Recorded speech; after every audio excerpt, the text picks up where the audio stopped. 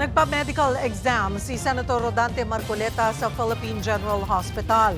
Sa kabilayan ng una na niyang medical exam sa PNP General Hospital kung saan nadiskubre ang ilang karamdaman ng senador. Live mula sa camp namin, nasa frontline ng balitang yan, si Mobile Journal Jazz Paredes. Jazz, bakit ipinamedical ulit ang senador?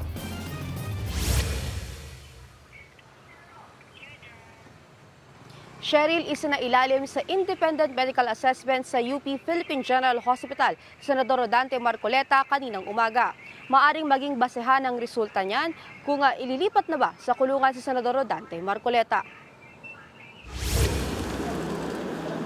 Naka-wheelchair, naka-bulletproof vest at nakaposas si Senador Rodante Marcoleta nang dumating sa UP Philippine General Hospital kaninang umaga. Ibinyahe ang senador mula sa PNP General Hospital sa Camp Crame. Isinailalim sa medical examination si Senador Marcoleta alinsunod sa utos ng Sandigan Bayan. Ito'y para mawala ang agam-agam kaugnay sa kondisyon ng kalusugan ng senador. Sa kanyang pagdating, agad na sinuri ang kanyang vital signs. So aside from that is ginawa lahat yung mga laboratory examinations, to the echo, to include yung to the echo, x-ray, yung sa respiratory niya, and then yung physical examination niya kung may mga masakit siyang nararamdaman, and so on and so forth. Matatanda ang nauna nang isinailalim sa mga nasabing medical examination si Marcoleta sa PNPGH. Doon inalahad ang iba't ibang iniindang karamdaman ng senador, gaya ng mild pneumonia at mataas na bad cholesterol.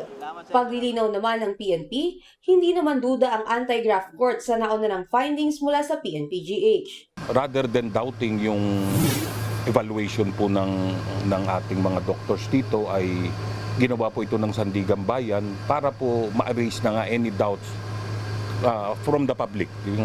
Yung doubts at yung agam-agam ng ating publiko. Ayaw po natin pangunahan, pero we stand by our doctors here na they will not gamble with their futures, with their careers, para po walang reason para gawin po nila yan. Bukod dito, ito rin daw ang magdidikta kung kinakailangan pang manatili ni Marcoleta sa PNPGH o kung maaari na siyang ilipat sa New Quezon City Jail. Posible raw lumabas ang resulta ng medical examination ni Senador Rodante Marcoleta ngayong araw. Personal yang isusumite ng UPPGH sa korte bukas upang magsilbing testigo sa kondisyon ng kalusugan ng senador. Samantala, nilinaw din ng PNP kung bakit pinagsuot ng bulletproof vest ang senador sa ibabaw ng kanyang bikini shirt.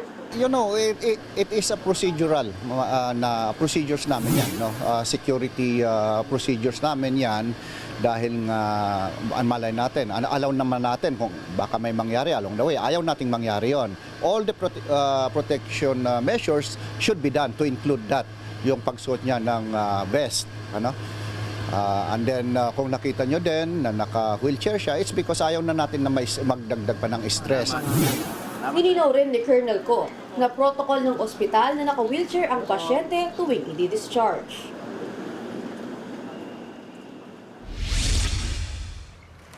Cheryl, bandang 1:33 ng hapon naman ibinalik sa PNP General Hospital dito sa Campo Crame si Senador Rodante Marcoleta.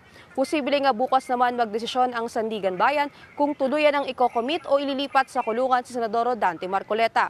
Kinakailangan ring personal na magpakita sa korte ni Senador Rodante Marcoleta bukas ng umaga. Cheryl? Maraming salamat, Mobile Journal Jazz Paredes. Mga kapatid, Cheryl Hosing po. Maging maalam at may pakialam sa mga napapanahong issue at headlines.